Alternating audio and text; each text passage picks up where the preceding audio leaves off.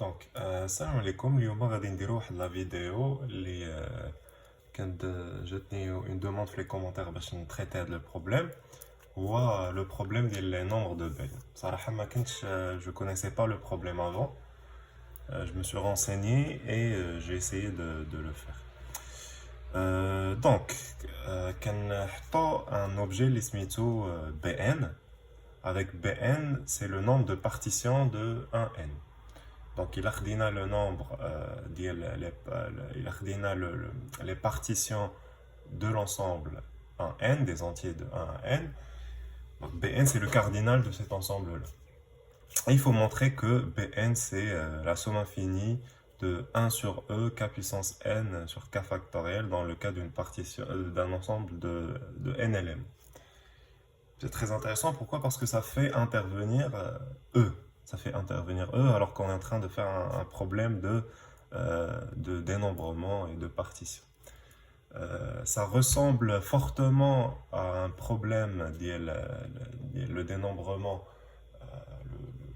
le calcul des dérangements d'un ensemble, c'est-à-dire un dérangement d'un ensemble de n éléments, c'est le nombre de bijections qu'on peut faire de 1n vers un n sans avoir de point fixe. Et à la fin, on trouve un résultat portant sur le fait que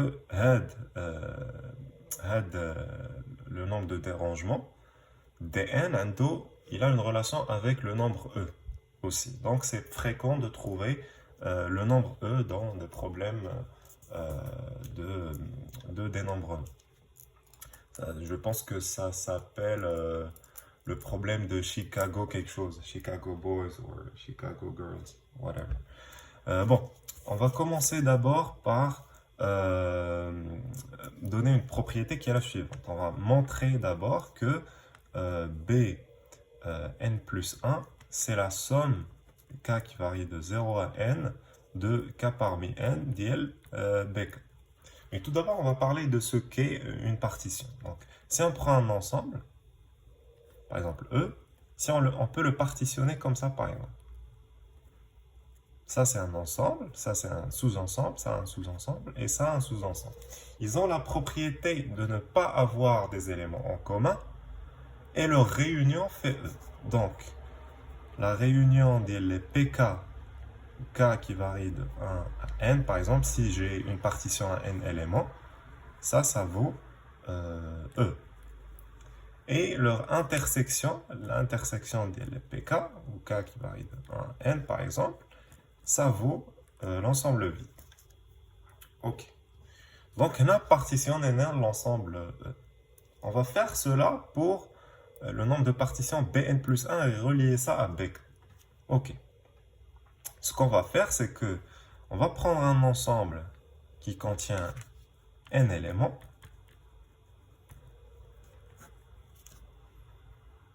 Et on va essayer de le diviser en deux. On va le diviser en une partie qui contient k éléments et une deuxième partie qui contient n-k éléments. Ce qu'on va faire, c'est on a le nombre des partitions pour n. Et on veut passer à n plus 1. Ça, c'est un ensemble 1n par exemple, qui a un n élément, qui a n éléments, pardon. Et on veut ajouter un n plus unième élément. Donc on va l'ajouter ici, par exemple. Le n plus 1, on va l'ajouter ici.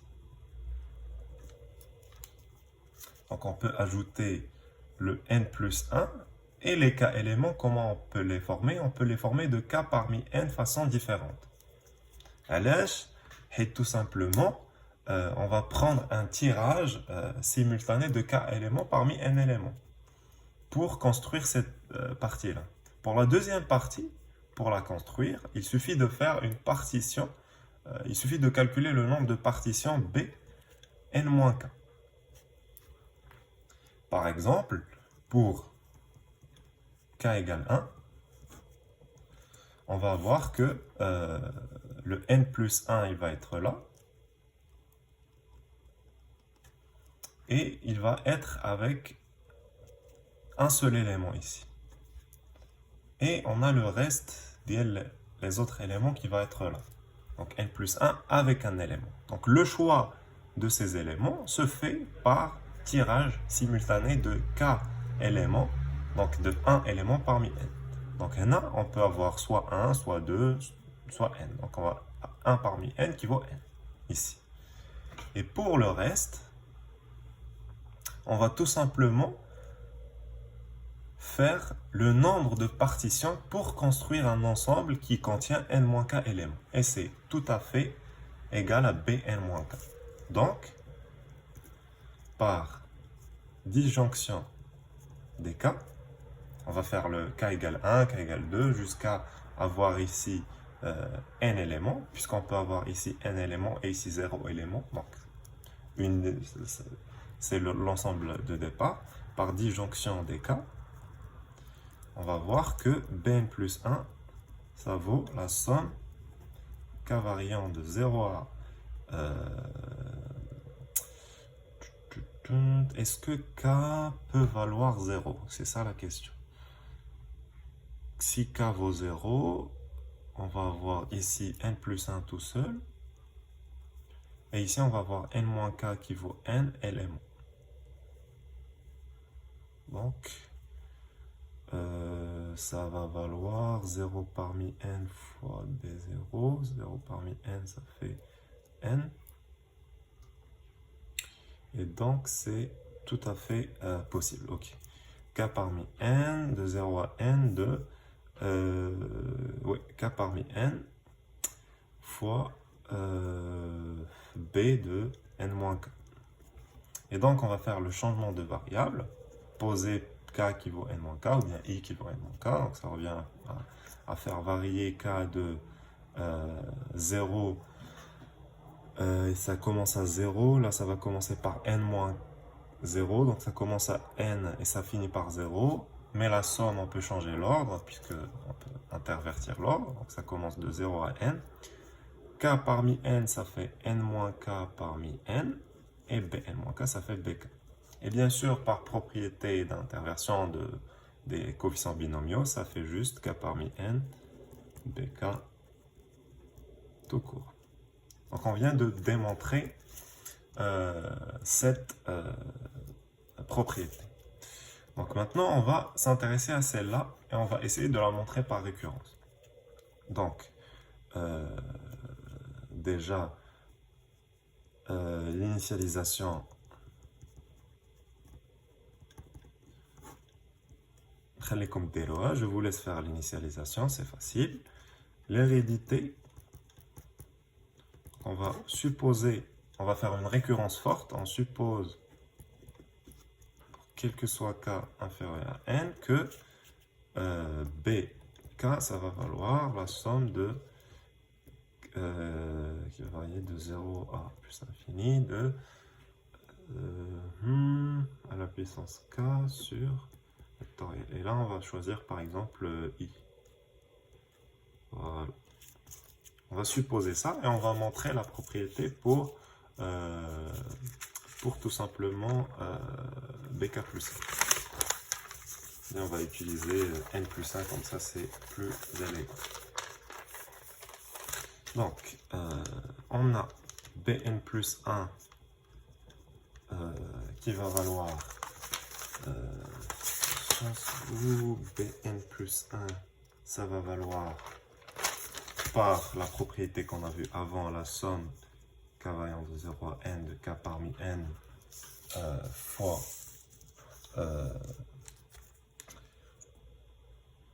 bk, qui va valoir par l'hypothèse de récurrence k qui varie de 0 à n de k parmi n fois la somme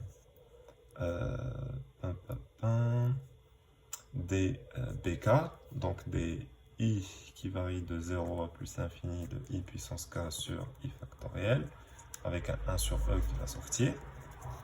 Et ça va valoir tout simplement la somme de k qui varie de 0 à n, on ne va pas faire sortir le e, de k parmi n, i ici qui de 0 à plus infini, de i puissance k sur i factoriel. On peut bien sûr intervertir les sommes. Avant de faire ça, نقدروا نبينوا بأن هاد la somme هادي ça converge. Pour que cette série converge, pour qu'on ait le droit de faire tendre n vers plus l'infini, on peut le faire avant pour être plus rigoureux, mais ça va marcher. Donc I, ça varie de 0 à plus l'infini, et K, ça varie de 0 à n sur E, K parmi n, I puissance K sur I factoriel. Ok, maintenant ce qu'on peut faire, c'est faire sortir le factoriel, plus l'infini de 1 sur I factoriel, puisque ça ne dépend pas de K, fois E moins 1, et ça c'est la somme de K qui varie de 0 à n de K parmi n, I puissance K. Donc, ça fait I plus 1 tout à la puissance n par le binôme de Newton, et ça fait 0 à plus l'infini de 1 sur E, bien sûr, et I factoriel, on a I plus 1, donc ça fait I plus 1 à la puissance n fois I plus 1 sur I plus 1 factoriel. Ça vaut, voilà, 1 sur E fois I plus 1 à la puissance n, ça fait I plus 1 à la puissance n plus 1 sur I plus 1 factoriel. On peut bien sûr changer les variables, faire une variable grand I, par exemple, I qui va valoir I plus 1, donc ça va valoir ici 1 sur E fois I factoriel sur I à la puissance n plus 1 sur I factoriel. Et puisque ça commençait à 0, là ça va commencer à 1, et ça finit à plus l'infini bien sûr. Et il faut remarquer que pour I égale à 0, on a ici I à la puissance n plus 1 qui va valoir 0 à la puissance n plus 1. Et 0 à la puissance n plus 1, c'est soit 0, soit 1. 0 à la puissance 0, ça vaut 1, mais 0 à la puissance x égale à 0 si x est différent de 0, bien sûr. N plus 1, c'est toujours différent de 0 puisque n est un entier, donc ça va valoir, donc 0 à la puissance n plus 1 sur 0 factoriel, ça vaut 0. Donc ça vaut la somme de I qui varie de 0 à plus l'infini, de 1 sur E, I à la puissance n plus 1 sur I factoriel. Ça c'est Bn plus 1. Ce qui montre la propriété qu'on a vue.